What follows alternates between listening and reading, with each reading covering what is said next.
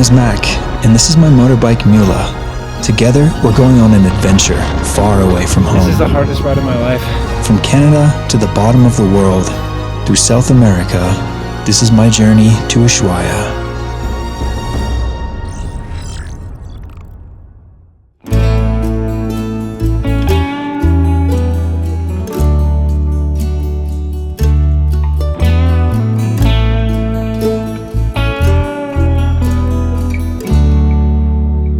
Medellín today. Spent like 2 months here, but heading to Jardín today. About a 3-hour ride, and it should be really beautiful.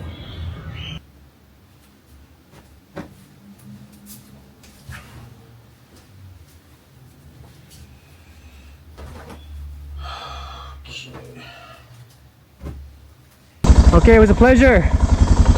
I hope your leg gets better soon. Enjoy your trip.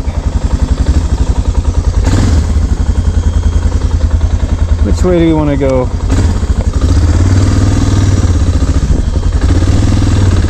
That's it. We're out of here.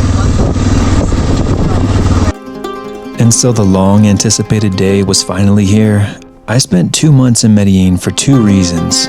One was to catch up on some work, live cheap, and save up some money for the next leg of the journey. And the other was to time the seasons. The plan was to enter Ecuador early May and follow the good weather all the way south.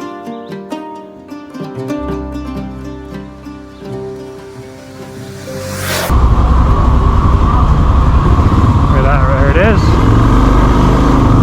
There it is in all its glory. This is the town center.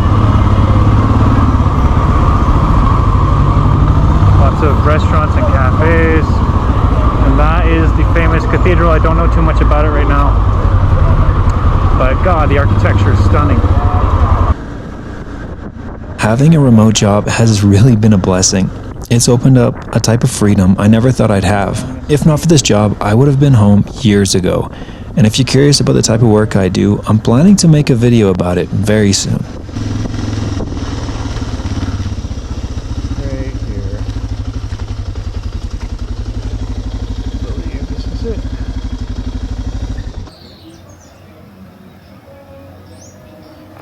Okay, so we arrived to our hostel, Crear y Crear Eco Lodge, in just outside of Jardín. But I want to show you why I booked this place. So let me go show you the amazing view out back.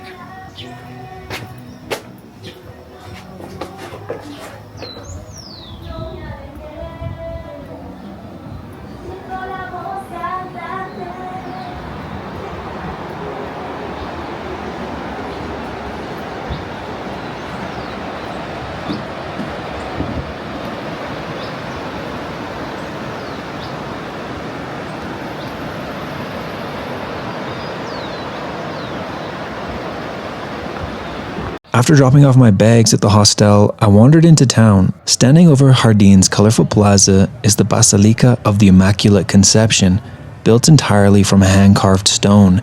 Every block was carried here by the townspeople over a century ago. Legend says they hauled the stones as penance for their sins, turning faith, sacrifice, and years of labor into one of Colombia's most beautiful cathedrals.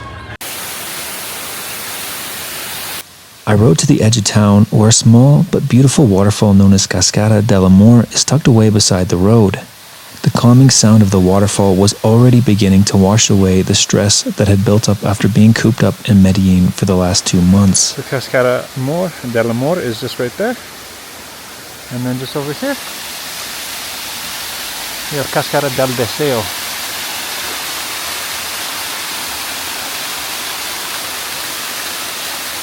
And a beautiful cascada just along the road. How cool is that?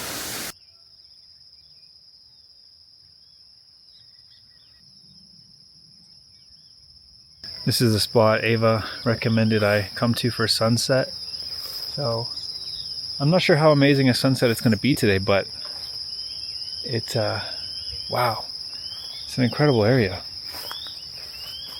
I mean, the Mirador is technically up there, but yeah, I'm just doing this trail to check it out, and maybe I'll walk a little bit, but it looks amazing.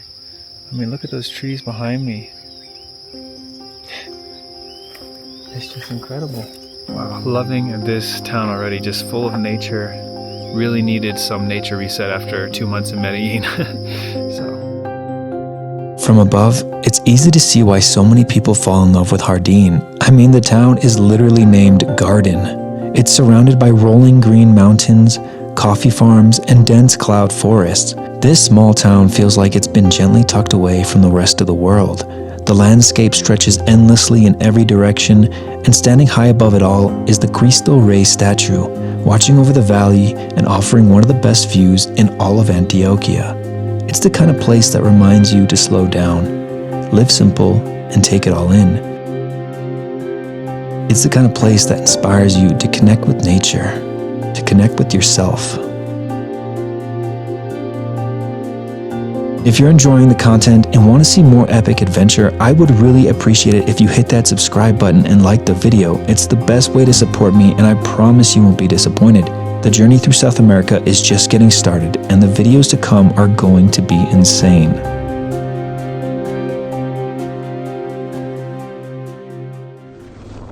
While staying at the hostel, I met a Colombian named Felipe. As luck would have it, we checked in at exactly the same time and quickly got to talking. Felipe is a photographer who now lives in Belgium, but originally comes from Neiva, not far from the Tatacoa Desert. He had returned to Colombia to spend time with his mother while she recovered from an illness, and while her health was improving, he decided to take the opportunity to explore more of his own country. Before long, we had a plan: to spend the day discovering some of Jardín's hidden gems.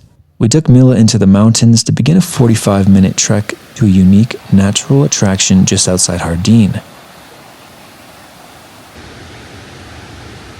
So it's so steep that you have to hold on to these cables or you'll slip.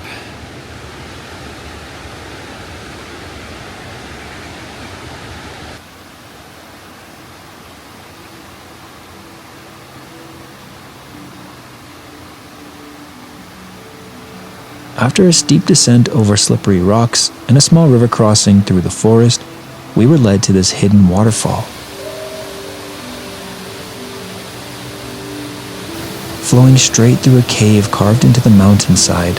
Standing here, surrounded by nothing but the sound of rushing water, it's hard to believe a place like this exists.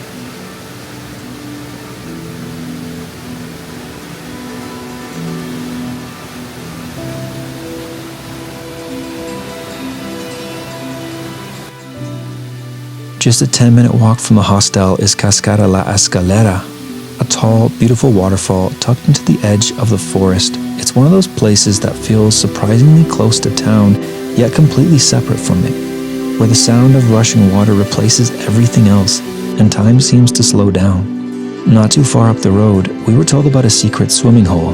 It turned out to be surprisingly hard to find, requiring us to slip under a fence, cross through a farm, and carefully make our way down a steep embankment. But sure enough, there it was, hidden away in the landscape, crystal clear and inviting me for another dip in the fresh waters of this beautiful garden.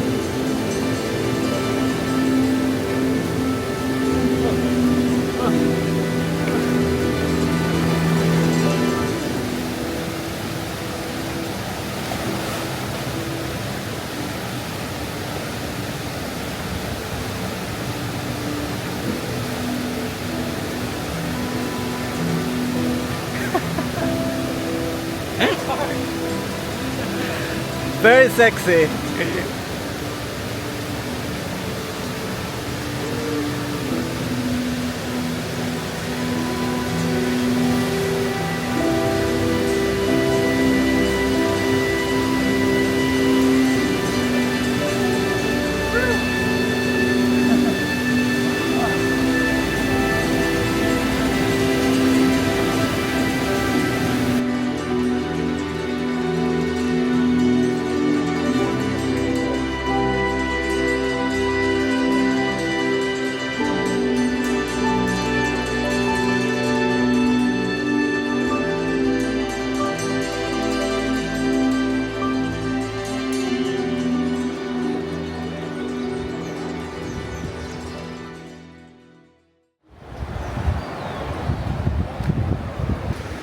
Okay, we're leaving today.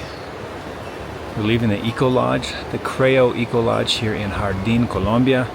Had an amazing 3 nights here with an incredible view overlooking the valley. And right now I'm just in Ava's kind of back garden area where they grow all the local produce like the papayas and the plantains, and they make an amazing breakfast every single morning with fresh, locally sourced ingredients.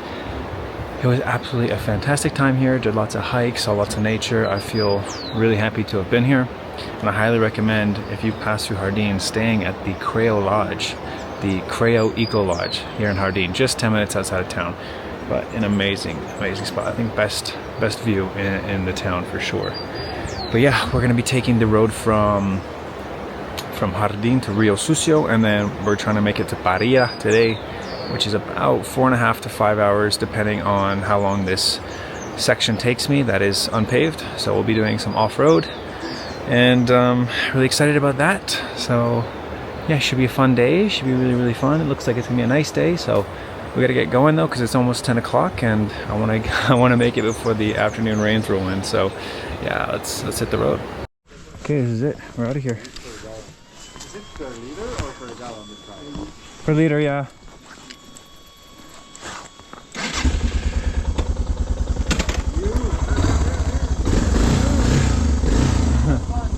Gracias, hasta luego.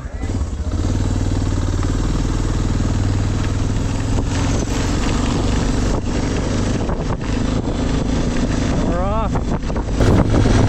Okay, so this looks like where the unpaved section starts, and I think it lasts between 30 and 50 kilometers, so shouldn't be too bad. Should be nice and mellow. After over 4 months in Colombia, I hadn't ridden a single unpaved section. The road network here is well connected, and it started to feel like if you wanted adventure, you had to actively go looking for it. So that's exactly what I did. I was itching for the kind of riding I always imagined South America would bring me. From Jardín, I chose to take the back roads to Rio Sucio, before linking back onto the carretera and blasting my way towards Pereira. This unpaved route stretches for about 55 kilometers, and while it's not completely remote, I did pass a few locals along the way, along with the occasional scattered farm. Still, it felt like the perfect road to ease myself back into off-road riding. Something to wake me up again, after months on paved highways and living in a big city, to prepare me for whatever lay ahead in the rest of South America. Ah, this route's got everything. Vistas, waterfalls, mud, water crossings. It's getting slightly worse as we progress, but it's okay. We have the skills. It's easy to choose the comfortable route, the paved route, the safe route, but this journey isn't about comfort, it's about pushing myself out of that box and discovering where my limits really are. Oh, it's always so lovely when you ride up on something like this. So the way I do mud is very slowly.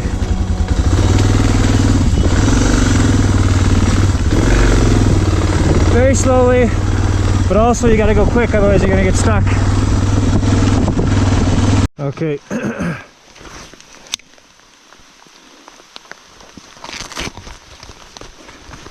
Putting the phone away. Damn things about. All right. Oh. Yeah.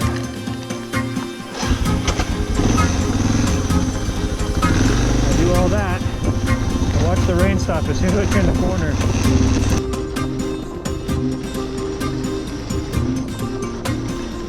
And sure enough, the rain stopped, and I took the opportunity to capture some drone shots of this mirador I'd passed, along with the surrounding landscape stretching out through the mountains and some of my final sights of the coffee region of Colombia. Wow.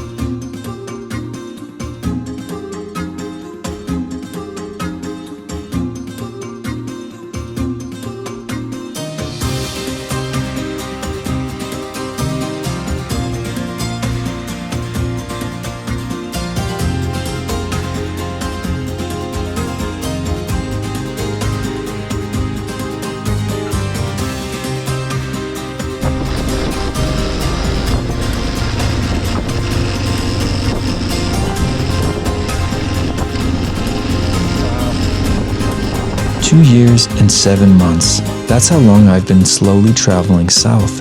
It's hard to make sense of the journey as a whole. How do you even hold something like that in your mind? Nearly 3 years on the road, and I feel myself getting closer to what looks like an ending. But is Argentina really the finish line? Or is it just the beginning of something else? It's impossible to know where I am in the timeline of this journey. It feels like it's been so long, and yet, what if I'm still early in it? It's a strange, almost unsettling thought, so I try not to think too deeply about it. Instead, I stay here, in the moment, on this road, letting it unfold as it will, enjoying the journey, mile by mile, and reminding myself that I'm exactly where I dreamt I would be 1 year ago. I still remember when this whole journey was just a dream in my head, something imagined distant, almost unreal, and now, to be living it in real time is a feeling so profound, so deeply emotional that I struggle to put it into words. It's like watching thoughts I once had quietly unfold into the reality in front of me.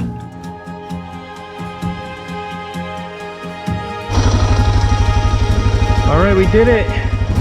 We finished, and we're officially back on pavement. Woo! We did the road.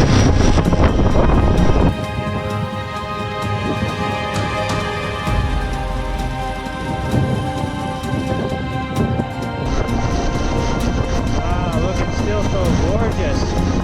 Even though the road is paved again, the landscape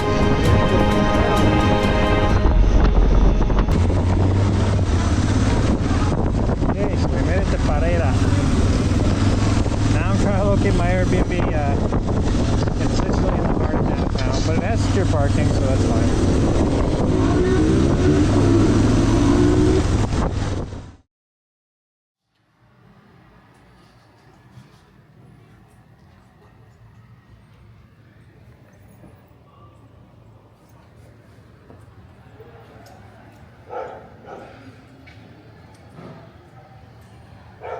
Hello everyone, welcome to Parera, Colombia.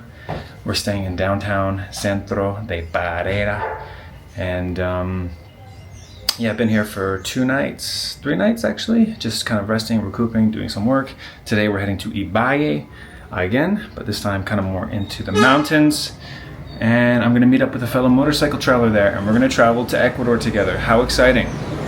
I'll introduce you to him in a day or so when we actually meet up, but I wanted to show you a really cool, unique Airbnb that I've been staying in. So in Colombia, they have these motorcycle parking lots called parqueaderos de motos, and my Airbnb is located inside of one. So I just want to show you it, and then we'll go take a look at the bike. So this is the place. Got all the luggage packed up. Yeah, pretty nice place. Really comfortable bed. But yeah, right by the main street. Anyways, let's go ahead and go downstairs. Hola. ¿Cómo estás? Muy bien, ¿y tú? Bien, gracias a mi Dios. Ah, no hay motos hoy. No, hoy se descansa. Ah, ok, perfecto. Entonces puedo estacionar aquí para mis cosas. Sí, pues. Ah, perfecto. Más fácil. Es súper único lugar para tener un Airbnb. Sí, le gustó. Sí, súper. Aquí tienes por ti, es mi canal de YouTube. Ah, perfecto. Sí. Me voy a pegar allí. But this is the parking lot. And there she is. Mula. Good to go. Actually, it's good that I'm leaving on Saturday. Because usually there's a bunch of bikes parked to the side and I can't really get through with the luggage on, so. But that's the name of the place. Called Parking Spaces. And it's 1,000 pesos per hour, which is like 25 cents. Super cheap. So yeah, I'm gonna load up the bike and hit the open road. Eso. Gracias. Now we are immortalized. If you guys visit Parking Spaces in Pereira, I was here. Sweet. Okay. Okay. And we're off. Gracias, señor. Por todo. Buena suerte. Buen día. And we're out of here. Right in downtown Pereira. Pretty sure there was a drug addict just having a trip right there yesterday. But yeah, it's like a little mini Medellín, just with like no tourists and less attractions, you know, no cable cars, and sure a lot less nightlife.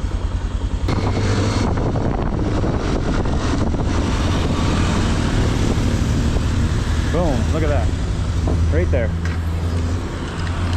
How good is my planning?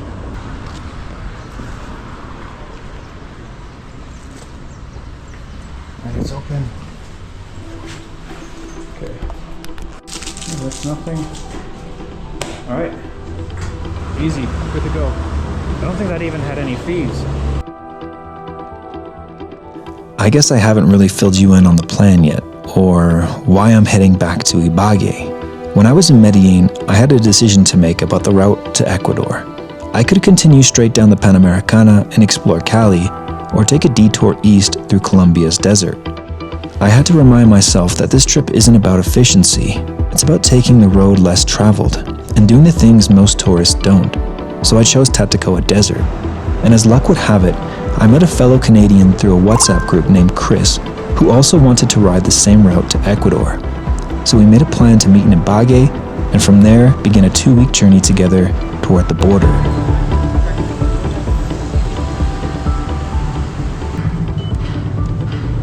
$55,237 Colombian pesos, which is $15.84 to fill up the bike.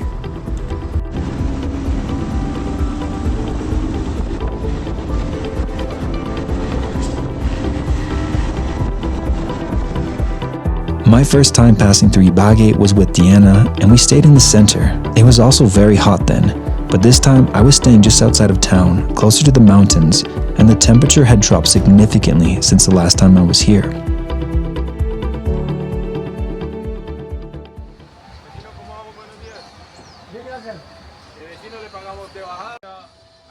The next morning, I went to do a popular waterfall hike near Ibagué. Chris was on his way to Ibagué and would arrive later that afternoon. Met a group of travelers, a group of other hikers on my way in, and now I'm just hiking with them. Another guy from Canada, from Toronto. Yeah, so I document my trip, and I have a YouTube channel. Wow, I actually planned on doing the same thing. Like, who would have thought that?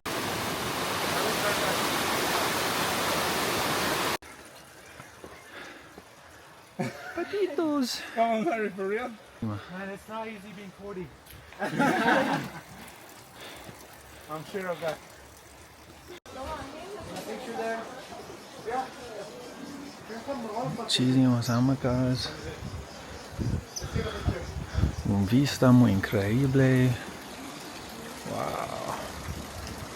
This hike is like playing for Vancouver Canucks. 3 minutes on the ice, then you come off.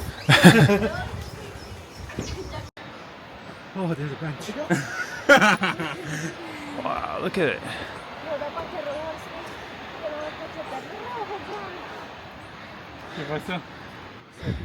How you feeling, Harry?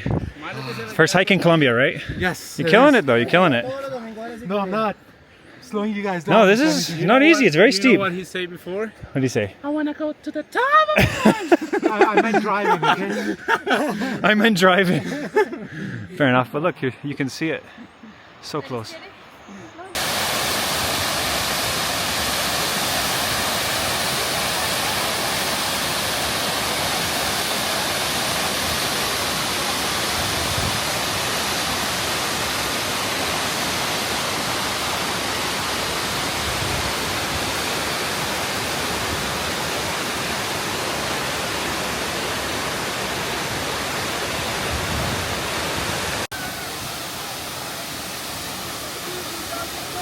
The group of Colombians, along with the Canadian I met and hiked with, were all incredibly friendly, energetic people. I had such a great time exploring with them. They invited me out for dinner after the hike, and it felt like the perfect way to end the day. And I suppose the perfect way to end the video as well. But it's going.